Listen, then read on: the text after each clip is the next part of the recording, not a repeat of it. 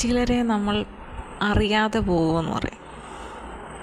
ഇത് ഞാനിങ്ങനെ പറഞ്ഞു തുടങ്ങുന്നെങ്കിലും കുറേ കാര്യങ്ങൾ, അത് ഒന്നല്ല പല കാര്യങ്ങളും ഞാൻ ഈ വീഡിയോയിൽ പറയാൻ ഉദ്ദേശിക്കുകയാണ്. അത് കുറച്ചധികം സമയമെടുക്കുന്ന തന്നെ ഒരു വീഡിയോ ആണ് എന്ന് കരുതിയാണ് ഞാൻ തുടങ്ങുന്നത്. അപ്പോൾ ചിലർ നമ്മൾ വിചാരിക്കും അങ്ങനെയാണ് ഇങ്ങനെയാണ് എന്നൊക്കെ നമ്മൾ വിചാരിക്കും. അപ്പം കഴിഞ്ഞ ദിവസം എൻ്റെ അടുത്ത് ഒരാൾ പറഞ്ഞു, സൗമ്യയ്ക്ക് ഇന്ന ആളിനെ അറിയാവോ? ഞാൻ പറഞ്ഞു, യഥാർത്ഥത്തിൽ അവർ അങ്ങനെയല്ല, ഒരു ഭയങ്കര സാധനമാണ് എന്നുള്ള രീതിയിൽ പറഞ്ഞു. ഞാൻ പറഞ്ഞു, നമുക്ക് എന്നെ സംബന്ധിച്ചിടത്തോളം നമ്മളോടൊരാളൊരു കാര്യം പറയുമ്പോൾ, അല്ലെങ്കിൽ നമ്മളൊരാളോടൊരു കാര്യം പറയുമ്പോൾ അവർ അതിനെന്ത് മറുപടി പറയുന്നു എന്നതിൻ്റെ അടിസ്ഥാനത്തിൽ ഞാനിങ്ങനെ ഓരോരുത്തരെ ഇങ്ങനെ മനസ്സിലാക്കി വയ്ക്കാറുണ്ട്. എൻ്റെ മനസ്സിൽ ഇതിങ്ങനെയാണ് എന്നുള്ള ഒരു ചിന്തയുണ്ട്. ചിലർ നമ്മളോട് കാര്യങ്ങളൊക്കെ ഇങ്ങനെ ചോദിച്ചറിയും. ഉള്ളുകൊണ്ട് ചിരിക്കുന്നതും എനിക്ക് മനസ്സിലാവും. നമ്മളോട് എന്തെങ്കിലും ചോദിച്ചിട്ട് അത് ഉള്ളുകൊണ്ട് ചിരിക്കാൻ വേണ്ടിയിട്ടാണ്. പിന്നെ ചിലരുണ്ട് നമ്മളോട് സൂത്രത്തിൽ ഓരോന്നൊക്കെ ചോദിച്ചിട്ട് എന്താണ് അവർ ഉദ്ദേശിക്കുന്നത് വെച്ച് കഴിഞ്ഞാൽ മറ്റൊരാളുടെയിലേക്ക് എത്തിക്കുക എന്ന് പറയും. എനിക്കത് കിട്ടിയെന്ന് വെച്ച് കഴിഞ്ഞാൽ ഈ തൊഴിലുറപ്പുകാർ വരുമല്ലോ, അപ്പം അവർ നമ്മുടെ ഭാഗത്തൊക്കെ ഇങ്ങനെ ഇരിക്കുന്ന സമയത്തൊക്കെ അവർ പറയുന്ന കാര്യങ്ങളൊക്കെ കേൾക്കണം. നമുക്ക് ശരിക്കും അത്ഭുതം വന്നു പോകും. കാരണം ആ വീട്ടിലുള്ളവർക്ക് പോലും ഇപ്പം നമ്മുടെ വീട്ടിൽ നടക്കുന്ന കാര്യത്തെക്കുറിച്ച് നമുക്കല്ല അറിയാവുന്നത്. ഈ തൊഴിലുറപ്പിലുള്ള സ്ത്രീകളാണ് സംസാരിക്കുന്നത് മുഴുവൻ. ആ വീട്ടിൽ ഇവരാരോ ഉള്ളതുപോലെ തന്നെയാണ് ആ വീട്ടിലുള്ള ഒരാൾ സംസാരിക്കുന്നതിനപ്പുറത്തേക്ക് സംസാരിക്കുന്നത്. ഉള്ളതാണെന്ന് തോന്നിപ്പോൾ അതുപോലെ പെർഫെക്റ്റായിട്ട് കഥ പറയും.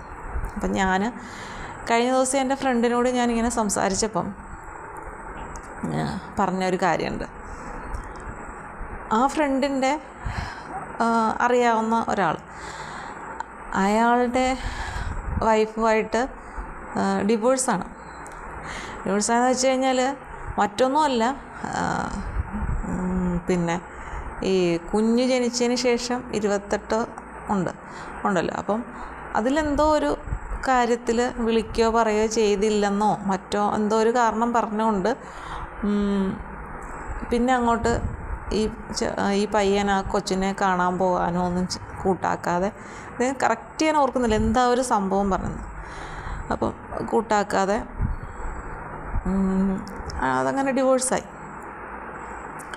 അപ്പോൾ ഇയാൾക്ക് അമ്മയാണ് വലുത്. അമ്മ പറയുന്നത് പോലെയുള്ള കാര്യങ്ങൾ എല്ലാം അമ്മ. അപ്പം കഴിഞ്ഞ ദിവസം ഇവരെല്ലാവരും കൂടി ഇരുന്നപ്പോഴത്തേക്കും ഫുഡ് കഴിച്ചുകൊണ്ടിരിക്കും. അപ്പം കറികളുടെയൊക്കെ കാര്യം പറഞ്ഞപ്പോഴത്തേക്കും ഓരോരുത്തർക്ക് ഇപ്പോൾ എല്ലാ അസുഖങ്ങളാണല്ലോ. അപ്പം പണ്ടങ്ങ് ഇങ്ങനെയുള്ള അസുഖങ്ങളൊന്നും ഉണ്ടായിരുന്നില്ല, കല്ലേലരച്ചാണ്, ഉരലിടിച്ചാണ് എന്നൊക്കെയുള്ള കാര്യങ്ങളൊക്കെ പറഞ്ഞു കഴിഞ്ഞപ്പോൾ എൻ്റെ ഫ്രണ്ട് പറഞ്ഞു, അതെ അത് പഴയ കാലം, പക്ഷേ ഇന്നത്തെ കാലത്ത് അങ്ങനെയല്ല. പണ്ടത്തെ സ്ത്രീകൾ ജോലിക്ക് പോകുന്നില്ല എന്നുള്ളതാണ് ഏറ്റവും വലിയൊരു വ്യത്യാസം. അപ്പോൾ അവർക്ക് ഒരുപാട് സമയമുണ്ട്. അപ്പോൾ അവരുടെ ജോലി എന്ന് പറയുന്നത് വീട്ടുജോലിയായിരുന്നു. അപ്പോൾ ആ വീട്ടുജോലി ഏറ്റവും ഭംഗിയുള്ളതാക്കാൻ അവർ ശ്രമിച്ചുകൊണ്ടേയിരുന്നു. അപ്പോൾ അവർ അതിനനുസരിച്ചുള്ള കാര്യങ്ങൾ ചെയ്തു. സമയമുണ്ട് അല്ലേ? എന്നാൽ ഇന്നത്തെ കാലഘട്ടത്തിലെന്ന് പറഞ്ഞു കഴിഞ്ഞാൽ എല്ലാവരും ജോലിക്കാരാണ്. അപ്പം അത് നമ്മുടെ സമൂഹത്തെ ഒരുപാട് ബാധിക്കുന്നുമുണ്ട്. കുട്ടികളുടെ കാര്യത്തിൽ പ്രത്യേകിച്ചും ബാധിക്കുന്നുണ്ട്. ഈ അച്ഛനും അമ്മയും ജോലിക്ക് പോകുന്ന വീടുകളിലെ കുട്ടികളുടെ കാര്യം വളരെ പരുങ്ങലിലാണ്. അപ്പം അതുകൊണ്ട് തന്നെ അവർക്ക് കുറേയധികം പ്രശ്നങ്ങളുണ്ട് താനും. അത് ഞാൻ പറയുമ്പോൾ ഒരു കാര്യം കൂടി എനിക്ക് പറയണം. കാരണം ഞങ്ങളുടെ ട്യൂഷൻ സെൻ്ററിൽ പഠിക്കുന്ന മിക്ക കുട്ടികളുടെയും അച്ഛനും അമ്മയും ജോലിക്ക് പോകുന്നവരാണ്. അപ്പം ഒരു കുട്ടി ചില ദിവസങ്ങളിൽ വരില്ല, അവധി ദിവസങ്ങളിലൊന്നും ഈ കുട്ടി ക്ലാസ്സിൽ വരില്ല. അപ്പം തിരക്കിയപ്പം അച്ഛനും അമ്മയും ജോലിക്ക് പോകും. അമ്മൂമ്മയ്ക്ക് ചെറിയൊരു കടയുണ്ട്, അമ്മൂമ്മ അങ്ങോട്ടും പോകും. അപ്പോൾ ഈ കുട്ടി എന്ത് ചെയ്യുന്നത് വെച്ചാൽ ആൻറ്റിയുടെ വീട്ടിൽ കൊണ്ടുപോയി വിടും. എന്നിട്ട് അച്ഛനും അമ്മയും വൈകുന്നേരം വരുമ്പോൾ പോയി വിളിച്ചുകൊണ്ട് വരും. അപ്പം ക്ലാസ്സിന് വരില്ല. അപ്പം ഞാനിങ്ങനെ ആലോചിക്കുമായിരുന്നു, അച്ഛനും അമ്മയും ജോലി ചെയ്ത് കാശുണ്ടാക്കുന്നു, ഒറ്റ മോളേ ഉള്ളൂ, മോൾക്ക് വേണ്ടിയിട്ട് ചെയ്യുന്നു. പക്ഷേ അതിൻ്റെ ഇടയ്ക്ക് ഈ അവധി ദിവസങ്ങൾ വരുമ്പോൾ മറ്റൊരിടത്ത് ആക്കേണ്ട ഒരവസ്ഥ, അതും ഒരു വല്ലാത്തൊരു അവസ്ഥ തന്നെയല്ലേ. അപ്പോൾ അങ്ങനെ പറയുമ്പം നമ്മൾ നമ്മുടെ ജീവിത സാഹചര്യങ്ങൾ മൂലം ഒരാൾ മാത്രം കൊണ്ടുവരുന്നത് കൊണ്ട് ഒന്നും ആവാത്തൊരു അവസ്ഥയിൽ മറ്റൊരാൾക്കൂടി ജോലിക്ക് പോകേണ്ട സാഹചര്യം വരുമ്പോൾ നമുക്ക് നഷ്ടപ്പെടുന്ന, അല്ലെങ്കിൽ നമുക്ക് ശ്രദ്ധ കൊടുക്കാൻ പറ്റാതെ വരുന്ന കുറേ കാര്യങ്ങളുണ്ട്. അപ്പോൾ ഇവിടെ എൻ്റെ ഫ്രണ്ട് അയാളോട് പറഞ്ഞെന്ന് പറഞ്ഞു, ഇന്നത്തെ കാലത്ത് പെൺകുട്ടികൾക്ക് എല്ലാവർക്കും നല്ല കഴിവാണ്, നല്ല രീതിയിൽ കഴിവ് പ്രകടിപ്പിക്കാൻ കഴിയുന്ന കുട്ടികളാണല്ലേ, എല്ലാവരും അവരവരുടെ ജോലിക്ക് പോകുന്നു. അപ്പോൾ അവർ മിക്സി ആയാലും ഗ്രൈൻഡർ ആയാലും അങ്ങനെയൊക്കെ ഓരോ വാഷിംഗ് മെഷീനായാലും ഉപയോഗിക്കുന്നു. അതിൽ നമ്മൾ മറ്റൊന്നും വിചാരിക്കേണ്ട കാര്യമില്ല. പിന്നെ പുരുഷന്മാർക്ക് ഈ ഒരു ഇങ്ങനെയുള്ള ജോലിയൊന്നും ചെയ്യാൻ പാടില്ല എന്നുണ്ട്. ഇവിടെ ആണെങ്കിൽ എൻ്റെ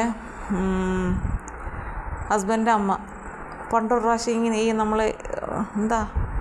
ഈ കർട്ടൻ ഉണ്ടല്ലോ, കർട്ടൻ ഭയങ്കര ഹെവി കർട്ടനായിരുന്നു. അപ്പോൾ അത് വലിയൊരു 2 എണ്ണം ഉണ്ട്. ഹാളിലത്ത് നമുക്കറിയാമല്ലോ വലുതാണല്ലോ. അപ്പോൾ അത് 2 എണ്ണം ഇങ്ങനെ കല്ലിൽ അലക്കി തന്നു. അതിവിടെ അമ്മയ്ക്ക് ഭയങ്കര ബുദ്ധിമുട്ടായിപ്പോയി. അമ്മ ഇതുവരെ ഹസ്ബൻഡിനെ കൊണ്ട് അങ്ങനെ ചെയ്യിച്ചില്ല എന്നൊക്കെ പറഞ്ഞുകൊണ്ട് സംസാരിച്ച്. ഓക്കെ. അപ്പോൾ അതിൽ പിന്നെ ഹസ്ബൻഡ് അങ്ങനെയുള്ള ഒരു കാര്യത്തിലും എന്നെ സഹായിച്ചിട്ടില്ല. ഞാനോർക്കും ഓക്കെ. അപ്പം കുറേ നാൾ കഴിഞ്ഞപ്പോൾ ഞാൻ പറഞ്ഞു, നമുക്ക് ഈ കർട്ടനെല്ലാം അങ്ങ് അപ്പം പെയിൻ്റ് അടിക്കുന്ന സമയമായപ്പോഴത്തേക്കും ഞാൻ പറഞ്ഞു, ഒരു കാര്യം ചെയ്യും, പെയിൻ്റ് അടിച്ചതല്ലേ, നമുക്ക് കർട്ടൻ എല്ലാം ഊരണമല്ലോ, എല്ലാം ഊരി വെച്ചേക്കും. അതിനുശേഷം ഇതുവരെയും കർട്ടൻ ഇട്ടിട്ടില്ല. അതങ്ങനെ അലമാരിയിൽ ഭദ്രമായിട്ടിരിപ്പുണ്ട്. അപ്പം അതാണ് ഈ കർട്ടനും അത് വൃത്തിയാക്കുന്നതും ഒക്കെ ആയിട്ടുള്ളത്. കാരണം ഇവിടെ നമുക്ക് വാഷിംഗ് മെഷീൻ ഇല്ല, ഇതുവരെയും വാങ്ങിച്ചിട്ടില്ല. അതിനെക്കുറിച്ചൊരു ചിന്തയും എനിക്ക് ഇതുവരെ തോന്നിയിട്ടുമില്ല. നമ്മൾ അല്ലാതൊക്കെ നോക്കാം എന്ന രീതിയിൽ. അപ്പം ഇന്നത്തെ കാലത്ത് ഈ കഷ്ടപ്പാടുകളെല്ലാം അനുഭവിച്ചുകൊണ്ട് സ്ത്രീകൾ മുന്നോട്ട് പോകുക എന്ന് പറയുന്നത് ഒരിക്കലും ശാശ്വതമല്ല. ഇന്ന് ഒരുപാട് പുരുഷന്മാർ സ്ത്രീകളെ സഹായിക്കുന്നതായിട്ട് എനിക്കറിവുണ്ട്. ഒരുപാട് പേര്. എൻ്റെ വീടിൻ്റെ അപ്പുറത്ത് തന്നെ ചേട്ടനുണ്ട്. ആ ചേട്ടനെല്ലാം മിക്കവാറും എല്ലാ ജോലികളും ചെയ്യുന്നത് കണ്ടിട്ടുണ്ട്. അപ്പോൾ അങ്ങനെ എല്ലാം ചെയ്യുന്ന, അല്ലെങ്കിൽ ഭാര്യയുടെ ജോലി ഇന്നതാണ്, അപ്പോൾ ജോലി കഴിഞ്ഞ് വരുമ്പോൾ ക്ഷീണവും കാര്യങ്ങളും ഒക്കെ ഉണ്ടല്ലോ, നമ്മളെപ്പോലല്ലേ, അപ്പോൾ എന്തെങ്കിലുമൊക്കെ ഒന്ന് ചെയ്തു കൊടുക്കാം എന്ന് കരുതി സഹായിക്കുന്ന ഒരുപാട് ആളുകളുണ്ട്. അപ്പം അങ്ങനെയൊക്കെ ചെയ്തു കൊടുത്തെന്നും പറഞ്ഞിട്ടൊന്നും സംഭവിക്കാൻ പോകുന്നില്ലല്ലോ. പിന്നെ ഞാൻ പറയാൻ ഉദ്ദേശിക്കുന്നത് വെച്ച് കഴിഞ്ഞാൽ, അയാൾ ഒരു നിസ്സാര കാര്യത്തിൻ്റെ പേരിൽ ഡിവോഴ്സ് ചെയ്തു, അമ്മ പറയുന്നത് മാത്രമാണ് വേദവാക്യം എന്ന് പറഞ്ഞിട്ട്. അപ്പോൾ അങ്ങനെയുള്ള പുരുഷന്മാരൊക്കെ ഉണ്ടെങ്കിൽ തീർച്ചയായിട്ടും നിങ്ങളൊരിക്കലും വിവാഹം കഴിക്കാൻ പാടില്ല. കാരണം നിങ്ങൾ എത്ര ഇതാന്ന് പറഞ്ഞാലും ഒരു വഴക്കുണ്ടാകും. ഒന്നല്ല, എപ്പോഴും വഴക്കുണ്ടാകും. വരുന്ന പെൺകുട്ടിക്ക് നിങ്ങളെയാണ് ഏറ്റവും കൂടുതൽ ആഗ്രഹം, അതായത് നിങ്ങളോടാണ് ഇഷ്ടം, നിങ്ങളോടുള്ള പ്രതീക്ഷയും മറ്റുമായിട്ടാണ് അവർ വരുന്നത്. അല്ലാതെ നിങ്ങൾ നിങ്ങളുടെ അമ്മയോട് കാണിക്കുന്ന സ്നേഹം കണ്ടിട്ട് അമ്മയെ സ്നേഹിക്കാൻ വേണ്ടിയിട്ടല്ല ഒരു പെണ്ണും വരുന്നത്. അപ്പം അത് നമ്മളെപ്പോഴും മനസ്സിൽ കരുതുക. ഇതൊക്കെ ഞാൻ ഇതിൻ്റെ വേറെ കുറേ കാര്യങ്ങളൊക്കെ ഞാൻ ഓരോ വീഡിയോസിൽ മുമ്പും പറഞ്ഞിട്ടുണ്ട്. അപ്പം പിന്നെ ഇതേ അപ്പുറത്ത് നമ്മുടെ ആൾക്കറിയാവുന്ന ഒരു ചേട്ടൻ ചേച്ചി, അപ്പോൾ അവരെ ഞാനിങ്ങനെ പറഞ്ഞ് ശരിയാക്കുക എന്നുള്ള രീതിയിൽ കാര്യങ്ങളിങ്ങനെ പറഞ്ഞ് ഒരു മയത്തിലിങ്ങനെ നിർത്തിയിരിക്കുകയാണ്. അപ്പം ഞാൻ ചേട്ടനോട് പറഞ്ഞ് ചേട്ടൻ്റെ സമ്മതം വാങ്ങിച്ചേക്കാണ്. ഇനി ഒരു പ്രശ്നങ്ങളൊന്നുമില്ല, സമാധാനമായിട്ട് മുന്നോട്ട് പോകും, ഒരു പ്രശ്നം ഉണ്ടാക്കില്ല എന്ന രീതിയിലേക്ക് ആക്കി വെച്ചിട്ടുണ്ട്. അപ്പം ഇന്ന് വൈകിട്ട് ഞാൻ ചേച്ചിയോട് സംസാരിച്ചു. അപ്പം ഞാൻ പറഞ്ഞു, ചേച്ചി നിങ്ങൾ ഇഷ്ടപ്പെട്ടാണ് വിവാഹം കഴിച്ചത്, അപ്പം ചേട്ടൻ ഇനി ഒരു പ്രശ്നം ഉണ്ടാകത്തില്ല. ഞാൻ പറഞ്ഞു, ഇനി എന്തെങ്കിലും ഉണ്ടായിട്ട് എന്നോടൊന്നും പറയാൻ പാടില്ല, ഞാനൊന്നും കേൾക്കില്ല എന്ന് പറഞ്ഞിട്ടുണ്ട്. അപ്പോൾ ചേച്ചിക്കും ഒരു മാറ്റമൊക്കെ ഉണ്ട്. കാരണം എന്തൊക്കെയോ ഒരു എന്താ പറയുക, മാറ്റം ഇവർക്ക് രണ്ടുപേർക്കും ഉണ്ടായിട്ടുണ്ട്. അതായത് രണ്ടുപേരും മുഖഭാവം മാറിയിട്ടുണ്ട്. കാരണം ഒരു ബന്ധം വേണ്ട എന്നൊക്കെ വെക്കുമ്പോൾ അതിൻ്റെ പിന്നിലുള്ള കാര്യങ്ങളും മറ്റും വളരെ ഇതായിട്ടുള്ളതാണ്. അറിയാം, ഞാൻ അതിൻ്റെ എനിക്കറിയാവുന്ന കാര്യങ്ങളെല്ലാം ഞാൻ പറഞ്ഞ് മനസ്സിലാക്കിയിട്ടുണ്ട്. അപ്പോൾ അത് ചേച്ചി മനസ്സിലാക്കി എന്നതുകൊണ്ടാവാം എന്ന് ഞാൻ കരുതുന്നു. പിന്നെ ഇന്നും സംസാരിച്ചു. അപ്പം ശരി, അങ്ങനെയുള്ളൊരു തീരുമാനത്തിലേക്ക് പോകുന്നില്ല, ജീവിക്കാം, ഒന്നിക്കാം എന്നൊക്കെ ഉള്ള രീതി. ഞാൻ പറഞ്ഞു അതാണ് നല്ലതെന്ന് പറഞ്ഞു. ഈ വയസ്സാം കാലത്ത് എന്താണ്, ചേട്ടനാണെങ്കിൽ ഇച്ചിരി മുതിർന്ന ആളായതുകൊണ്ട് എന്തെങ്കിലുമൊക്കെ പരിഗണന ചേട്ടന് കൂടുതൽ കിട്ടും. അപ്പം അങ്ങനെയൊന്നുമില്ല. അപ്പം നമ്മളുടെ ആവശ്യം, ഞാൻ പറഞ്ഞു ചേച്ചി എനിക്ക് വേറെ ആരുടെയും കാര്യം അറിയില്ല, എൻ്റെ ആവശ്യമെന്ന് പറഞ്ഞാൽ നിങ്ങൾ 3 പേരും കൂടി സമാധാനമായിട്ട് ആ വീട്ടിൽ താമസിക്കണം എന്നത് മാത്രമാണ് എൻ്റെ ആഗ്രഹം.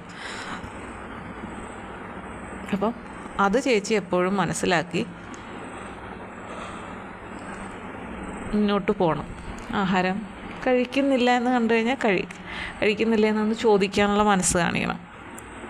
ഞാൻ ചേട്ടനോട് പറഞ്ഞു ചേട്ടൻ്റെയും കൂടെ വീടാണ്, ചേട്ടന് തന്നില്ലെങ്കിലും ചേട്ടനെ എടുത്ത് കഴിക്കണം. പണ്ടും അങ്ങനെ ആണല്ലോ, തനിയെ എടുത്ത് കഴിക്കാനുള്ള ഇതുണ്ട് ചേട്ടന്, അപ്പം കഴിച്ചേക്കണം എന്നൊക്കെ പറഞ്ഞ് ഒരുവിധമൊക്കെ റെഡിയാക്കി വെച്ചിട്ടുണ്ട്. ഇനി ബാക്കിയൊക്കെ നമ്മുടെ കയ്യിലല്ലല്ലോ. അങ്ങനെ ഇരിക്കുന്ന കാര്യങ്ങൾ. ഒരു ബന്ധങ്ങളൊക്കെ നമ്മുടെ ജീവിതത്തിൽ പല ബന്ധങ്ങളുണ്ടല്ലേ. നമ്മുടെ അച്ഛനും അമ്മയാവാം, ബന്ധുക്കളാവാം, കൂട്ടുകാരാവാം, ഭാര്യയാവാം, ഭർത്താവാം. എല്ലാ ബന്ധങ്ങൾക്കും ഒരുപാട് ആഴമുള്ള ബന്ധങ്ങളുണ്ട്, നിസ്സാരം എന്തിനൊക്കെയോ വേണ്ടി മാത്രമുള്ള ഒരു ബന്ധങ്ങളുണ്ട് അല്ലേ. ആഴത്തിലുള്ള ബന്ധമാണെങ്കിൽ അവിടെ വലിയ വാശികളൊന്നും തോന്നാറില്ല. കാരണം എന്താ? കാരണം നമ്മുടെ സ്വന്തം ആളാണത്. അപ്പോൾ അയാളോട് നമ്മൾ കൂടുതൽ ദേഷ്യമോ വഴക്കോ ബഹളം അതിൻ്റെ ഒന്നും ആവശ്യമില്ല. നമ്മുടെ ആളാണ്, നമ്മുടെ സ്വന്തമാണ് എന്നൊരു ചിന്ത അവരോട് നമുക്ക് പറയാം, ചോദിക്കാം അല്ലേ, അതെല്ലാം ഉണ്ട്. പക്ഷേ പലപ്പോഴും ഈ ബന്ധത്തിൻ്റെ ആഴം നമ്മൾ മറന്നു പോകുന്ന ഒരു സിറ്റുവേഷൻ ഉണ്ട്.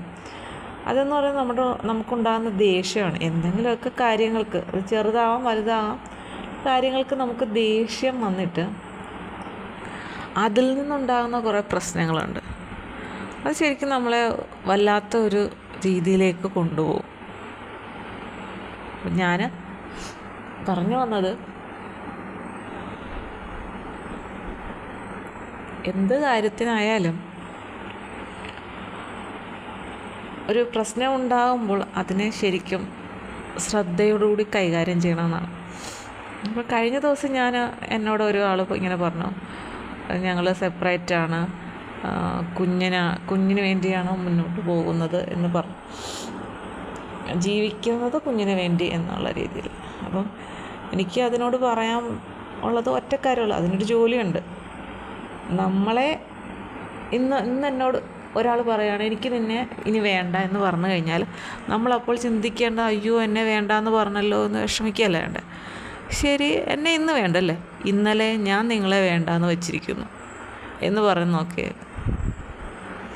അവിടെ നമ്മളങ്ങനെ പറയുമ്പോൾ നമ്മളവിടെ വലുതാകുകയോ ചെറുതാകുകയോ അല്ല ചെയ്യുന്നത്, നമ്മളുടെ ആ മനസ്സിനെ കൺട്രോൾ ചെയ്യുകയാണ് ചെയ്യുന്നത് ശരിക്കും. കാരണം നമ്മളവിടെ വിഷമിച്ച് ഇങ്ങനെ ദേഷ്യപ്പെട്ട് അങ്ങനാണോ ഇങ്ങനെയാണോ നിങ്ങളെന്നെ ചതിച്ചു ഇങ്ങനെ പറഞ്ഞിട്ട് ബഹളം വെക്കുമ്പോൾ നമ്മുടെ ശരീരം ശരിക്കും വല്ലാണ്ടാവുകയാണ് ചെയ്യുന്നത്. നേരെ മറിച്ച് ആണോ, ശരി, എനിക്ക് ഞാൻ ഇന്നലെ നിങ്ങളെ വേണ്ട. അപ്പോൾ അതിലൊരു തമാശ രൂപേണ അയാൾക്ക് കൊടുക്കാവുന്ന ഒരു അടി കൂടിയാണത്. അവളോട് ഞാൻ അങ്ങനെ പറഞ്ഞപ്പോൾ അവൾ പറഞ്ഞു കേട്ടോ, ഇന്ന് എന്നെ വേണ്ടെന്ന് വെച്ചാൽ ഞാൻ ഇന്നലെ നിന്നെ വേണ്ടെന്ന് വെച്ചു. അപ്പോൾ അതെന്താ അങ്ങനെ പറഞ്ഞേ എന്ന് ചിന്തിക്കും. അപ്പോൾ നമ്മളല്ല അവിടെ വല്ലാണ്ടാകുന്നത്, നമ്മളോട് ആരാണോ പറഞ്ഞത് അവർ ഇങ്ങനെ ഒരു നിമിഷം ഇത് സ്റ്റക്കായി പോവും, ഇതെന്താണ് ഞാൻ കേൾക്കുന്നതെന്നുള്ള രീതിയിൽ. അപ്പോൾ അത്തരത്തിലൊക്കെ നമുക്ക് പലരെയും കൈകാര്യം ചെയ്യാൻ പറ്റും. പിന്നെ നമ്മൾ ഒരു തെറ്റും ചെയ്യാതെ നമ്മളെ ആരെങ്കിലും ഉപേക്ഷിച്ചിട്ട് പോകുന്നുണ്ടെങ്കിൽ അതൊരിക്കലും അവർക്കൊരു സന്തോഷവും നൽകത്തില്ല ഒരു കാരണവശാലും. അവരുടെ ജീവിതത്തിന് എപ്പോഴും ഓരോരോ പ്രശ്നങ്ങൾ ഉണ്ടായിക്കൊണ്ടേയിരിക്കും. അവരെ ഇങ്ങനെ ഓരോ കാര്യം പറഞ്ഞ് ഇങ്ങനെ 4 വശത്തുനിന്നും ഓരോ പ്രശ്നങ്ങൾ ഉണ്ടായിക്കൊണ്ടിരിക്കും. അവർ കുറേ നാൾ കഴിയുമ്പോൾ സ്വയം ഇങ്ങനെ ചിന്തിക്കും, വേണ്ടിയിരുന്നില്ല, അങ്ങനെ ചെയ്തത് കൊണ്ടാണ് എനിക്കിന്നിങ്ങനെ സംഭവിച്ചതെന്ന് തോന്നുന്നു. ഈ തോന്നലിങ്ങനെ വലുതായി വരുന്ന അനുസരിച്ച് മനസ്സമാധാനം കുറഞ്ഞു വരും. അല്ലാതെ ഒരിക്കലും അവർക്കൊരു മനസ്സമാധാനം ഉണ്ടാവുകയില്ല. പിന്നെ ഞാൻ കഴിഞ്ഞ വീഡിയോയിൽ പറഞ്ഞ പോലെ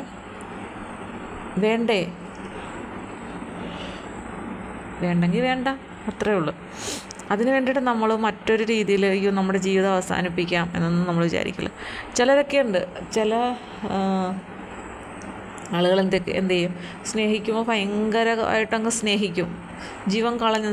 പക്ഷേ എന്തെങ്കിലും ഒരു കാര്യത്തിന് ഇടഞ്ഞു കഴിഞ്ഞാലുണ്ടല്ലോ, പിന്നെ അത്രയും നാളും സ്നേഹിച്ച ആളുകളെക്കുറിച്ച് എന്തെല്ലാം മോശമായി സംസാരിക്കാവോ, എത്രമാത്രം താഴേക്കിറങ്ങി ചിന്തിക്കാവോ ആ രീതിയിൽ ചിന്തിച്ച് എല്ലാ ആളുകളോടും ഇതിനെക്കുറിച്ച് വിശദീകരിച്ച് പറഞ്ഞ് അത്രയും നാളും താൻ സ്നേഹിച്ച ആ പുരുഷനെയോ അല്ലെങ്കിൽ സ്ത്രീയെയോ എല്ലാ ആളുകളുടെയും മുന്നിൽ ചെറുതാക്കി ഏറ്റവും മോശക്കാരിയോ ആക്കി മാറ്റും. ഒന്ന് ആലോചിച്ച് നോക്കിയേ, ഒരു ചെറിയ ഒരു കാര്യത്തിനായിരിക്കും പെട്ടെന്ന് തന്നെ ഇങ്ങനൊരു സ്വഭാവത്തിൽ മാറ്റം വരുത്തിയത്. അപ്പോൾ അങ്ങനെയുള്ളവരെയൊക്കെ നമ്മൾ എന്താ ചെയ്യേണ്ടത്? ഇത് കേൾക്കുന്ന ആരെങ്കിലും ഉണ്ടെങ്കിൽ ചിന്തിച്ച് നോക്കി. ഇത്ര നമ്മളെ അങ്ങേയറ്റം വരെ സ്നേഹിച്ചിട്ട് ലാസ്റ്റ് ഒരു വഴക്കോ ബഹളോ ഉണ്ടാകുമ്പോൾ എല്ലാവരോടും നമ്മളെക്കുറിച്ച് വളരെ മോശമായിട്ട് പറയാമെന്ന് പറയുമ്പോൾ അവരുടെ ഒരു സ്വഭാവം എന്താണ്? നല്ല സ്വഭാവമാണോ? ഒരിക്കലും അല്ലല്ലോ. ഏറ്റവും മോശപ്പെട്ട ഒരു സ്വഭാവത്തിന് ഉടമയായിരിക്കും അങ്ങനെ സംസാരിക്കുന്നത്. അങ്ങനെയുള്ളവർ പിന്നീട് നമ്മളോട് ഇണക്കം കാണിച്ചു വന്നാലും നമ്മൾ അകലം പാലിച്ചു പോകണം. ഇപ്പം നമ്മുടെ പ്രിയപ്പെട്ടവരാണത്, പക്ഷെ നമുക്ക് ഉപേക്ഷിച്ചിട്ട് ജീവിതമില്ല. എല്ലാം നമ്മൾ സമ്മതിച്ചു, തെറ്റൊക്കെ മാപ്പ് പറഞ്ഞ് നമ്മുടെ അടുത്ത് തിരിച്ചു വന്നു എന്നൊക്കെ വിചാരിച്ചു.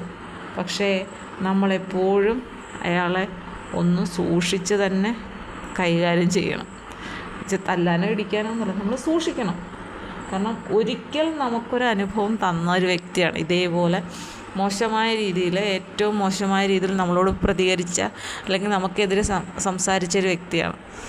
അപ്പം അവർ നമ്മളെ ഏറ്റവും ദ്രോഹിക്കാൻ ഏത് നിമിഷവും തയ്യാറായിരിക്കും. പണ്ടൊരു ചൊല്ലുണ്ട്, നമ്മളോട് ഏറ്റവും അടുത്തിരിക്കുന്നവർ അകലുമ്പോൾ നമ്മൾ സൂക്ഷിക്കണം. അതുപോലെ തന്നെ അകന്നിരുന്നവർ നമ്മളുടെ അടുത്തേക്ക് വരുമ്പോഴും നമ്മൾ സൂക്ഷിക്കണം. കാരണം എന്താണ്? അവർ മറ്റെന്തോ ഒന്ന് നമുക്ക് തരും എന്നുള്ള കാര്യം ഉറപ്പാണ്. അതുകൊണ്ട് നമ്മളെപ്പോഴും ആ ഒരു കരുതലോടുകൂടി വേണം ഇരിക്കാൻ. പിന്നെ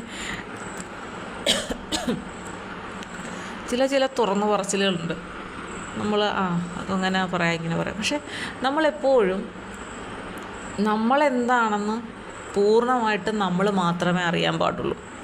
ഒരിക്കലും നമ്മളെന്താണെന്നുള്ളത് ഫുള്ള് കാര്യവും മറ്റൊരാളെ അറിയിക്കാനായിട്ട് ശ്രമിക്കാൻ പാടില്ല. നമ്മുടെ ജീവിതം ഒരു തുറന്ന പുസ്തകമായി മാറരുത്. അതെല്ലാം തന്നെ നമ്മുടെ ജീവിതത്തെ വളരെയധികം ദോഷകരമായി ബാധിക്കും.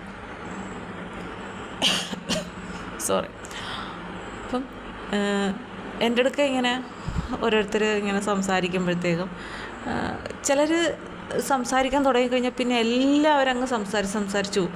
കാരണം അവർക്ക് അങ്ങനെ പറയുമ്പോൾ ഭയങ്കരമായിട്ടൊന്നും റിലാക്സ് ചെയ്യുന്നത് പോലെ അവർക്കൊരു ഫീല് തോന്നും, എന്തോ ഒരു ഭാരം ഒഴിഞ്ഞത്.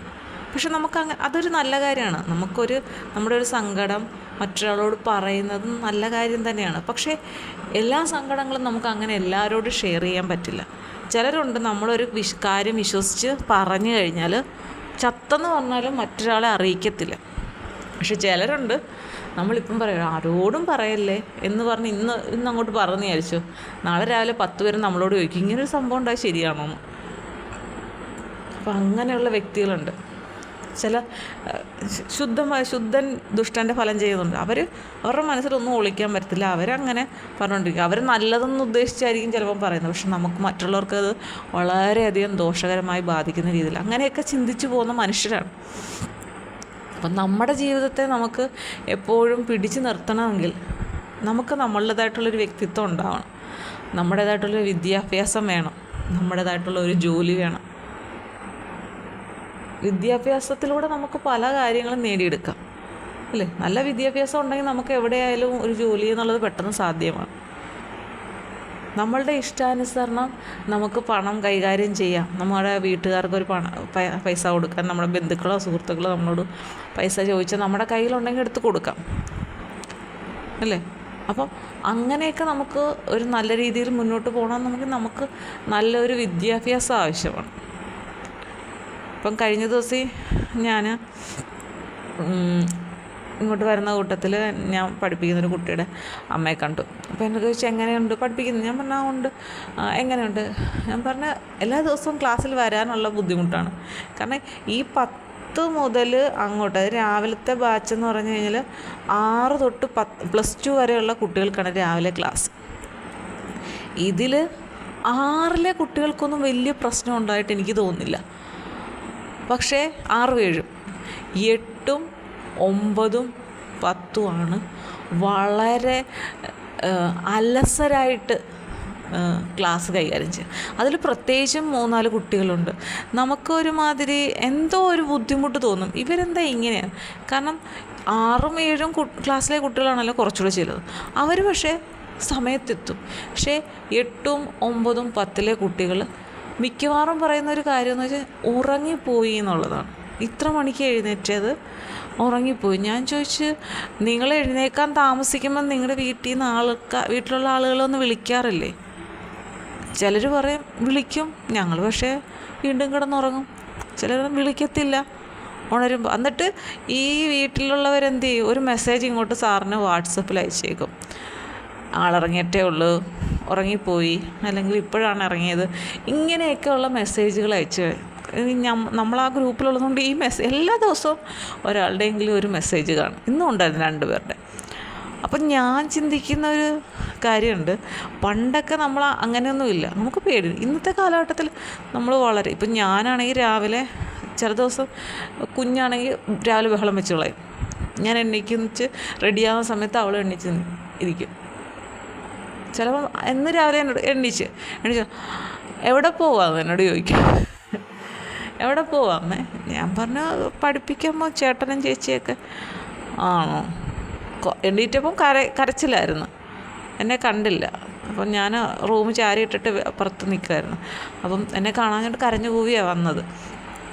അപ്പം ഞാൻ ഓർക്കുകയും ചെയ്തു, ഞാൻ ഈ രാവിലെ ക്ലാസ്സിന് പോകുന്ന സമയത്ത് ആളോട് ഉറങ്ങിക്കിടക്കുക. അപ്പം കരയുന്ന ശബ്ദം കേട്ടോണ്ടായിരിക്കുമല്ലോ മറ്റുള്ളവർ വന്ന് അവളെ നോക്കുക. അപ്പോൾ എനിക്കങ്ങ് സങ്കടം തോന്നി, രാവിലെ തന്നെ എണ്ണീറ്റൊന്ന് കരയുക എന്ന് പറയുന്നത്. പിന്നെ കുട്ടികളിങ്ങനെ കരഞ്ഞൊക്കെ ബഹളം വയ്ക്കുമ്പോൾ നമ്മളുടെ ഒരു ശ്രദ്ധ പോകുന്നത് കൊണ്ട് അവർക്ക് അപകടമില്ലാതെ പോകാൻ പറ്റുമല്ലോ എന്നുള്ള ഇതുണ്ട്. പിന്നെ കട്ടിലിന് പൊക്കക്കുറവായതുകൊണ്ട് തനിയെ ഇറങ്ങി വന്നോളും. പിന്നെ രാവിലത്തെ ആ ലെക്ക് കിട്ടുമോ എന്നുള്ള ഒരു പേടിയൊക്കെ ഉള്ളൂ എനിക്ക്. അപ്പം ഇന്നത്തെ ഒരു കാലഘട്ടത്തിലെ കാര്യമാണ് പറയുന്നത്. ഇങ്ങനെ അലസതയും മറ്റുമായിട്ട് ഇങ്ങനെ പോവുകയാണ്. അപ്പം കുട്ടികൾ ഇങ്ങനെ പറയുമ്പോൾ നമുക്കത് ഉൾക്കൊള്ളാൻ പറ്റില്ല. ആ ഇപ്പോൾ എഴുന്നേക്കാൻ താമസിച്ചു എന്നൊക്കെ പറയുമ്പം അവിടെ നമ്മൾ ആരെയാണ് തെറ്റ് പറയേണ്ടത്? ആരെയാണ് കുറ്റം പറയേണ്ടത്? ചിലർക്കാണെങ്കിൽ പറയുന്നത് അത് ഗ്യാസ് തീർന്നു പോയതുകൊണ്ട് പാചകം ചെയ്യാൻ താമസിച്ചു. അല്ല, അമ്മ ഉണ്ടാക്കി തരണ്ടേ കഴിക്കാനുള്ള, എന്നല്ലേ നമുക്ക് കഴിച്ചുകൊണ്ട് വരാൻ പറ്റുള്ളൂ. പിന്നെ കുറച്ച് കുട്ടികളുണ്ട്, ഈ 7 മണിക്ക് ട്യൂഷന് 7:15, 7:30 ക്ലാസ്സിൽ വന്നിട്ട് 8:15 അവർക്ക് വീട്ടിൽ പോകണം. അവർക്ക് പോകണം തിരിച്ചു വന്നു വെച്ചാൽ 8:15 വീട്ടിൽ ചെന്നിട്ട് അവിടെ നിന്ന് ഫുഡൊക്കെ കഴിച്ച് ബാഗൊക്കെ എടുത്തുകൊണ്ട് വീണ്ടും സ്കൂളിലേക്ക് പോകണം.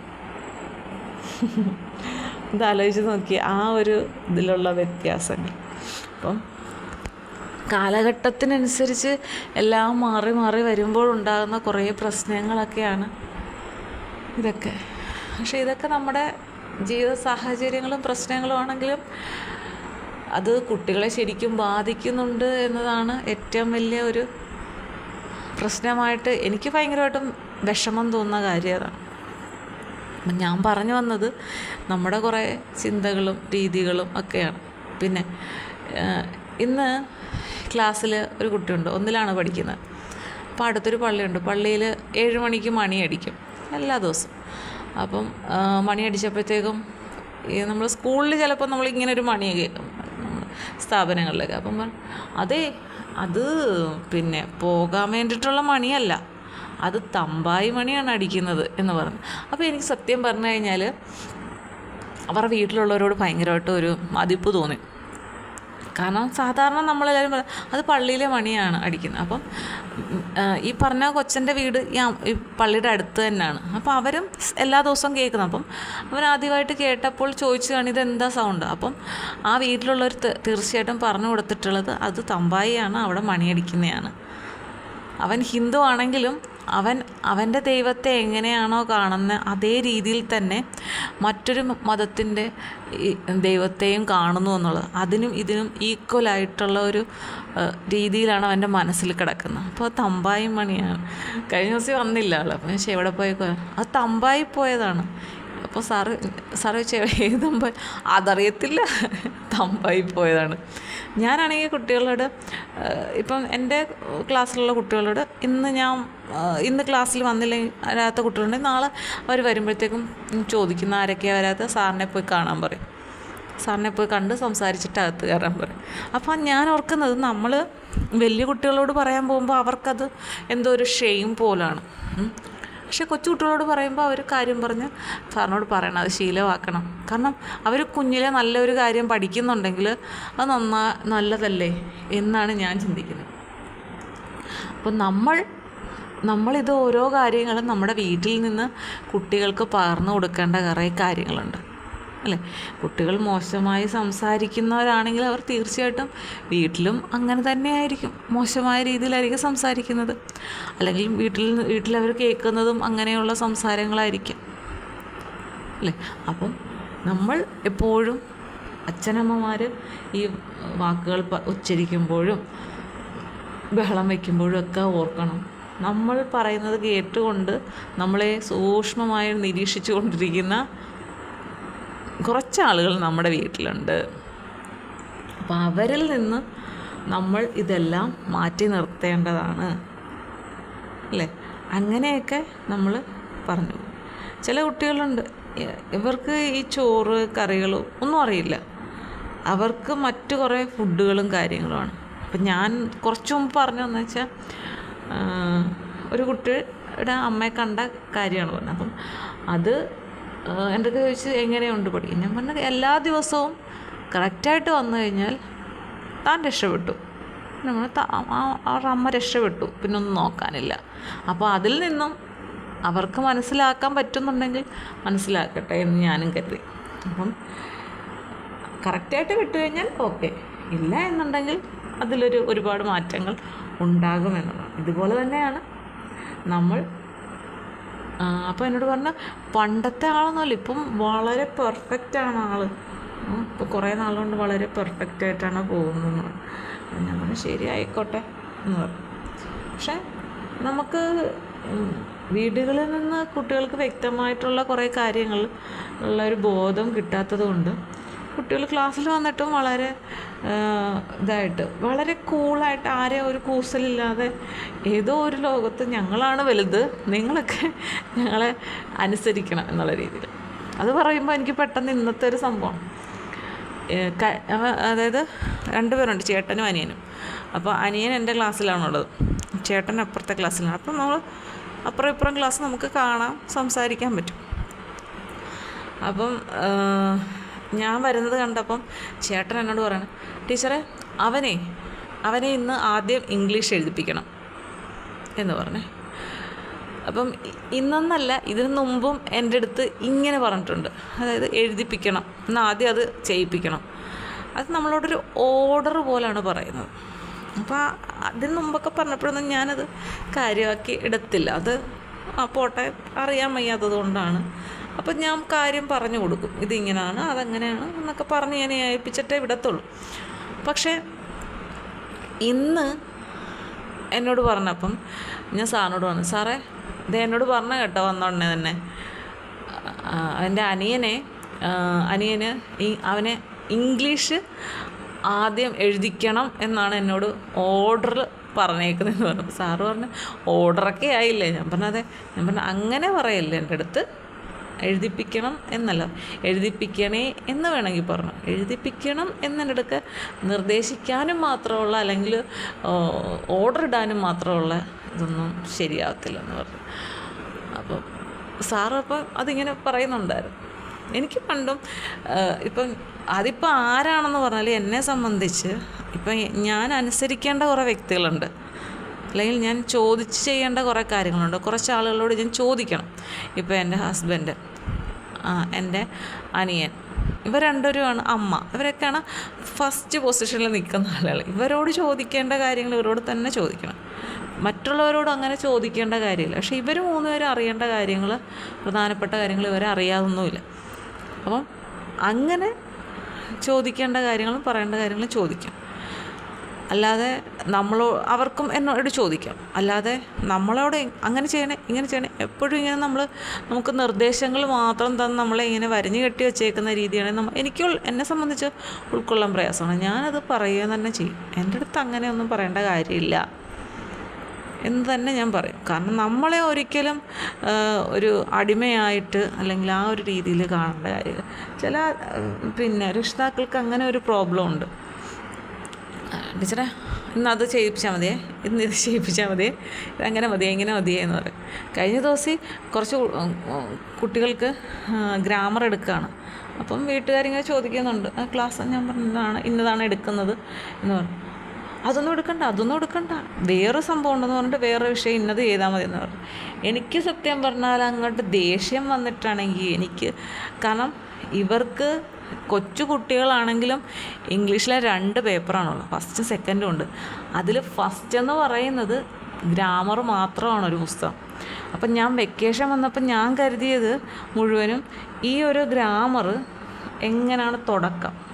എനിക്ക് വലിയ രീതിയിൽ ഒന്നും പറഞ്ഞു കൊടുക്കാൻ പറ്റത്തില്ലെങ്കിലും നമുക്ക് ഈ കുട്ടികൾക്ക് അത്യാവശ്യം തുടക്കം എങ്ങനെയാണ് എന്നൊക്കെ ഉള്ള രീതിയിൽ തുടങ്ങി അവർക്ക് ഏകദേശം ഒരു ധാരണയുണ്ടെങ്കിൽ കുറേ കാര്യങ്ങൾ അവർക്ക് മനസ്സിലാക്കാൻ പറ്റുമല്ലോ.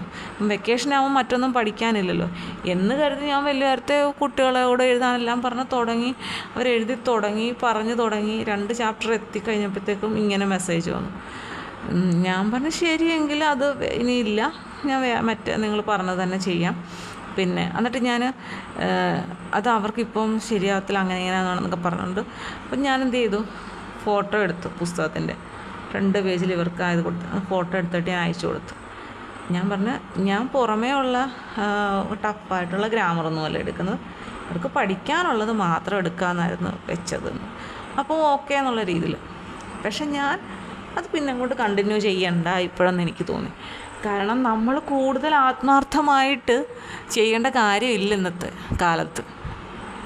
അത് വെറും പാഴായി പോവുകയാണ്. നമ്മളങ്ങനെ കാര്യമായിട്ട് അവർക്ക് ചെയ്തു കൊടുത്താലും അത് അവരങ്ങനെ ചെയ്തത് കൊണ്ടുള്ള പ്രയോജനം എന്താണെന്ന് മനസ്സിലാക്കാൻ പല വീടുകളിലെ ആളുകൾക്ക് പറ്റുന്നില്ല.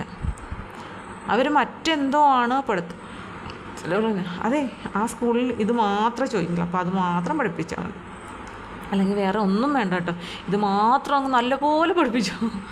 ഞാനത് കേൾക്കും, ദൈവമേ എനിക്ക് എന്താ ചെയ്യാൻ പറ്റുക? ഒരു ടീച്ചറിനെ സംബന്ധിച്ച് ആ വിഷയം നല്ല വ്യക്തമായിട്ട് പറഞ്ഞ് മനസ്സിലാക്കി കൊടുക്കാൻ മാത്രമേ എനിക്ക് പറ്റുള്ളൂ.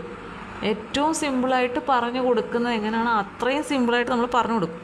പക്ഷേ ഇതും മനസ്സിലാക്കി പഠിച്ച് പരീക്ഷ എഴുതേണ്ടത് കുട്ടികളാണ്. അല്ലാതെ നമുക്കൊരിക്കലും പോയി പരീക്ഷ എഴുതാൻ പറ്റത്തില്ല. ഇവരെ പഠിപ്പിക്കുന്ന കാര്യങ്ങൾ ഇവർ സമയത്തിരുന്ന് പഠിച്ച് മാറ്റി വെച്ചെങ്കിൽ മാത്രമേ അവർക്ക് പരീക്ഷയ്ക്ക് എഴുതാൻ പറ്റുള്ളൂ. അല്ലാതെ നമ്മൾ നല്ലപോലെ പഠിപ്പിക്കണമെന്ന് പറഞ്ഞു കഴിഞ്ഞാൽ എന്താണ് എന്നോട് പറയുന്നതെന്ന് എനിക്ക് പലപ്പോഴും സംശയം തോന്നിപ്പോകുന്ന രീതിയുണ്ട്. ഇതൊക്കെ ഒരു മനസ്സിൻ്റെ പ്രശ്നമാണോ എന്ന് തോന്നും. ഇത്രയധികം അങ്ങനെ ചിന്തിച്ചു കൂട്ടാനും മാത്രം വലിയ പ്രശ്നമാണോ ഇത്?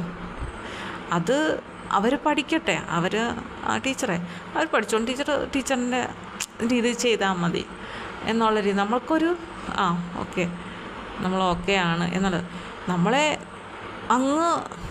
നമ്മൾ എന്താ പറയുക, ശ്രമിക്കാത്തത് കൊണ്ട് അവരുടെ കുട്ടി പഠിക്കാത്ത ഒരു ഫീലാണ് നമ്മളോട് പറയുന്നത്. മാക്സിമം ചെയ്തു, മാക്സിമം നല്ല കേട്ടോ, അങ്ങനെ ചെയ്ത് കൊടുക്കുക.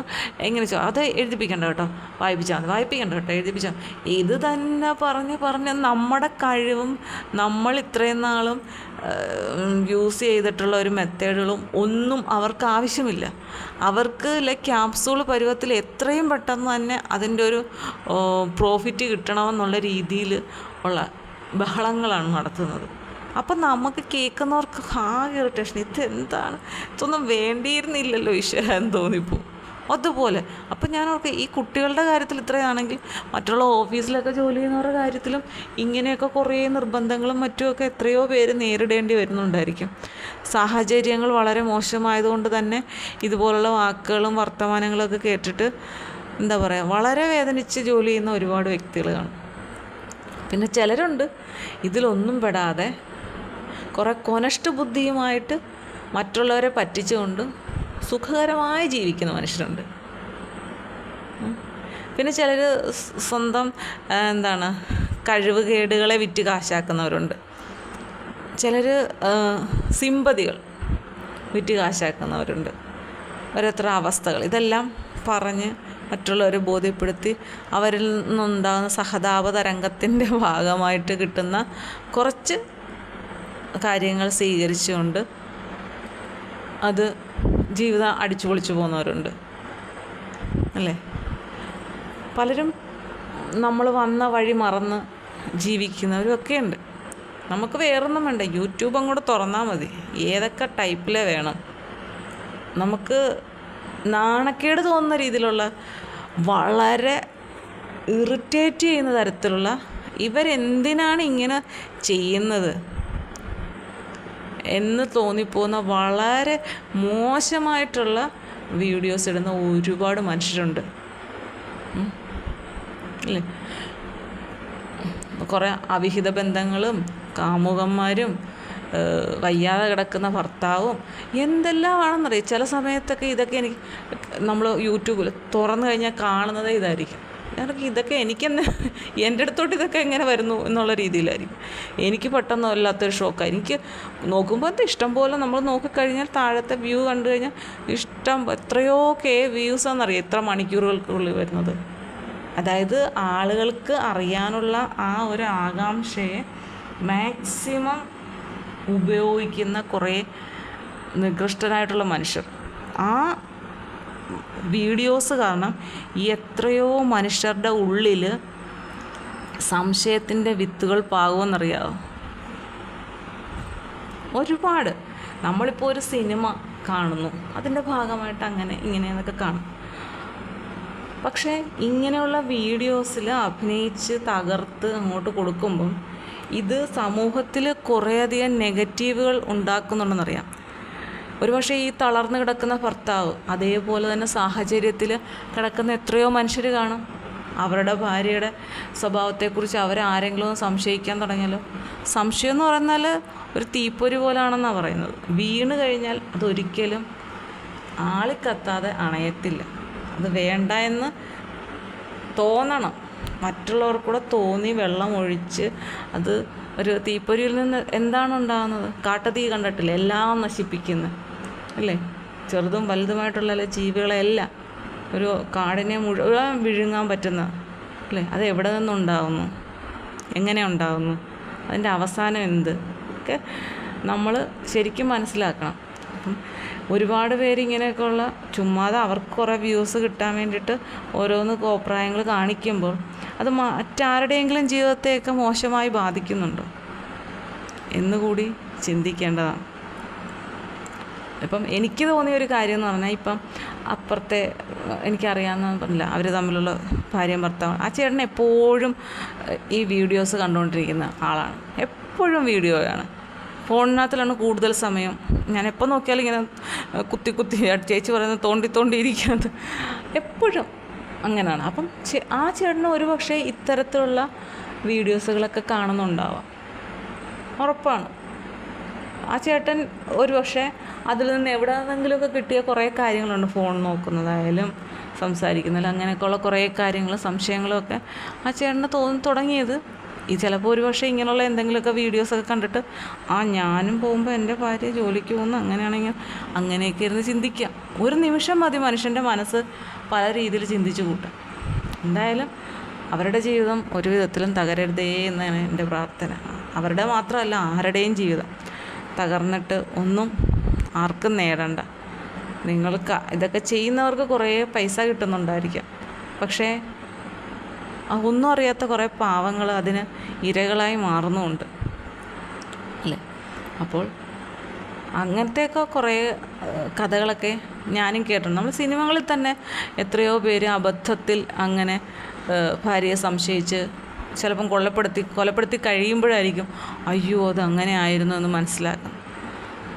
ഇത്തരങ്ങളുള്ള സിനിമകളൊക്കെ ഉണ്ട് ഒരുപാട്. അപ്പം ആ സിനിമകളിലെ ആ ഒരു നല്ല വശം പലപ്പോഴും ആരും ഉൾക്കൊള്ളുന്നില്ല അല്ലേ. അതൊന്നും കാണാനും ശ്രദ്ധിക്കാനും അത് കൊടുത്തിരിക്കുന്ന കഥ എന്താണെന്ന് ഉദ്ദേശിക്കാനൊന്നും ആരും, പക്ഷെ അതിൻ്റെ നേരെ നെഗറ്റീവായിട്ട് ഉള്ള ബന്ധങ്ങളെക്കുറിച്ചൊക്കെ പറഞ്ഞാൽ അതൊക്കെ കാണാനും കേൾക്കാനൊക്കെ ഒരുപാട് പേരുണ്ട് അല്ലേ. അപ്പോൾ എല്ലാം തുടങ്ങാൻ എളുപ്പമാണ്, അവസാനിപ്പിക്കാൻ അതിലും എളുപ്പമാണ്.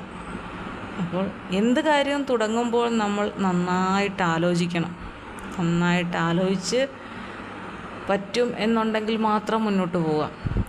നമ്മളൊരു കാര്യത്തിൽ തുടങ്ങും, ഒരു സ്നേഹമായാലും ജീവിതമായാലും തുടങ്ങുമ്പോൾ നന്നായിട്ട് ആലോചിക്കുക. അതും സ്വന്തമായിട്ട് എടുക്കാൻ തീരുമാനങ്ങളാകുമ്പോൾ നന്നായിട്ട് ആലോചിക്കുക. ഒരു കാര്യം എപ്പോഴും ശ്രദ്ധിക്കുക, ഇതിനൊരു മറുവശമുണ്ട്. ആ മറുവശം ഞാൻ ഉദ്ദേശിക്കുന്ന രീതിയിലുള്ള ഒരു ജീവിതം എനിക്ക് കിട്ടിയില്ല, അല്ലെങ്കിൽ ഞാൻ ഉദ്ദേശിക്കുന്ന ഒരു സ്വഭാവമല്ല തൻ്റെ പങ്കാളിയുടേത് എന്ന് നാളെ ഞാൻ അറിഞ്ഞു കഴിഞ്ഞാൽ ഞാൻ എന്ത് ചെയ്യണം എന്നുകൂടി മുൻകൂട്ടി കണ്ടുകൊണ്ട് വേണം ഒരു ജീവിതം തുടങ്ങാൻ. അപ്പോൾ അങ്ങനെയുള്ളൊരു ജീവിതം നമ്മൾ മനസ്സിൽ കണ്ടുകൊണ്ട് മുന്നോട്ട് പോകണമെങ്കിൽ നമുക്ക് എപ്പോഴും ഒരു തൊഴിൽ ആവശ്യമാണ്. ചെറുതോ വലുതോ ആയിക്കോട്ടെ. ചിലരൊക്കെ ഉണ്ട്, ചിലരെ വിടത്തില്ല, കല്യാണം കഴിഞ്ഞ് ജോലിക്കൊന്നും വിടത്തില്ല. ചിലർ വലിയ പ്രാധാന്യം കൊടുക്കത്തില്ല ജോലിക്ക്.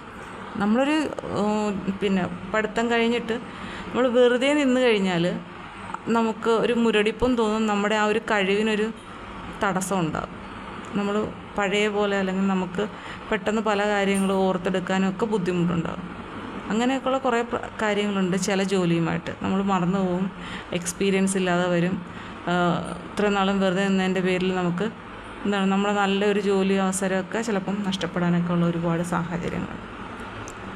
അപ്പം നമ്മൾ ഏതൊക്കെ രീതിയിൽ എങ്ങനെയൊക്കെ വന്ന് നമ്മളെ പൊന്നുകൊണ്ട് പുളിശ്ശേരി വെച്ച് നോക്കും എന്ന് പറഞ്ഞാലും നമ്മൾ നമ്മുടെ വശം ക്ലിയർ ചെയ്ത് വേണം മുന്നോട്ട് പോകാൻ. ജോലി ഉപേക്ഷിച്ചുകൊണ്ട് ഒന്നും തന്നെ നമ്മൾ നേടാനായിട്ട് ശ്രമിക്കല്ല. അല്ലെങ്കിൽ നേടിക്കഴിഞ്ഞാലും ഒരു ജോലി കിട്ടാനുള്ള എന്തെങ്കിലും ഒരു പഠിത്തം നമ്മുടെ കയ്യിലുണ്ടാവണം. ഇല്ലെങ്കിൽ നമ്മൾ എപ്പോഴെങ്കിലുമൊക്കെ അതിനെ ഓർത്ത് ദുഃഖിക്കേണ്ടി വരും. പഠിച്ചില്ലെങ്കിൽ നമുക്ക് കിട്ടുന്ന ജോലിയും അതിനനുസരിച്ചുള്ളതാവും. അപ്പം നമ്മൾ ഒരുപാട് കഷ്ടപ്പെടേണ്ടി വരും. എല്ലാ ജോലി ചെയ്യാനും ആളുകൾ വേണമല്ലോ. അപ്പോൾ നമ്മൾ തന്നെ ചിന്തിക്കണം, നമുക്ക് എങ്ങനെയുള്ളൊരു ജോലി വേണം എന്നുള്ള ചിന്ത നമ്മൾ ഓരോരുത്തരും ഈ പറയുന്ന ഞാൻ ഉൾപ്പെടെ ചിന്തിക്കണം. പക്ഷേ ഒരു സമയത്ത് ഞാൻ ഈ ജോലിക്ക് അത്ര വലിയ പ്രാധാന്യം കൊടുത്ത ഒരു കാലഘട്ടമൊന്നും ഉണ്ടായിരുന്നില്ല. ജോലി ചെയ്ത ആവശ്യമില്ലല്ലോ എന്ന് ചിന്തിച്ച്. പക്ഷേ നമ്മുടെ ജീവിതത്തിൽ ഓരോ മാറ്റങ്ങൾ വരുമ്പോൾ ഇപ്പം നമ്മുടെ അച്ഛനും അമ്മയ്ക്കും വയ്യാതെ വരുന്നു, അവർക്ക് ജോലി ചെയ്യാതൊക്കെ ഉള്ള ഒരു സാഹചര്യം മാറി വരുമ്പോൾ നമുക്ക് എന്തെങ്കിലും ഒന്ന് അവർക്ക് കൊടുക്കാൻ, അല്ലെങ്കിൽ നമുക്ക് പ്രിയപ്പെട്ട എന്തെങ്കിലും വേണ്ടി എപ്പോഴും നമുക്ക് മറ്റൊരാളെ ആശ്രയിക്കുക എന്ന് പറയുന്നത് വളരെ നമുക്ക് തന്നെ ഒരു വിഷമം തോന്നുന്ന ഒരു സമയം. എല്ലാവരോടും പറയാനുള്ളത് ജോലി എപ്പോഴും നമ്മുടെ കൈക്കുള്ളിൽ ഉണ്ടാവണം. ആ രീതിയിൽ മുന്നോട്ട് പോകാനായിട്ട് ശ്രമിക്കണം. നേട്ടങ്ങളെ ഓർത്ത് ഒരുപാട് അഹങ്കാരത്തിലേക്ക് നമ്മൾ ഒരിക്കലും പോകരുത്. ആരെയും അകമഴിഞ്ഞ് വിശ്വസിക്കരുത്. പറയേണ്ട കാര്യങ്ങൾ മാത്രം പറയുക, പറയേണ്ടാത്തത് എപ്പോഴും ഉള്ളിൽ ഭദ്രമാക്കി വെച്ചേക്കുക. എല്ലാവരെയും വിശ്വസിക്കാൻ പാടില്ല, എല്ലാവരെയും പൂർണ്ണമായി വിശ്വസിക്കല്. അതിപ്പം ആരാന്ന് പറഞ്ഞാലും, നമ്മുടെ ഏറ്റവും പ്രിയപ്പെട്ടതാന്ന് പറഞ്ഞാലും, ഏത് രീതിയിൽ വിശ്വസിക്കാൻ പറ്റുന്ന ആളാണെന്ന് പറഞ്ഞാലും ആരെയും തന്നെ ഒരുപാട് വിശ്വസിക്കാൻ പോകല്. നമുക്ക് ചിലപ്പോൾ അത് ഒരുപാട് വേദനകൾ തരും.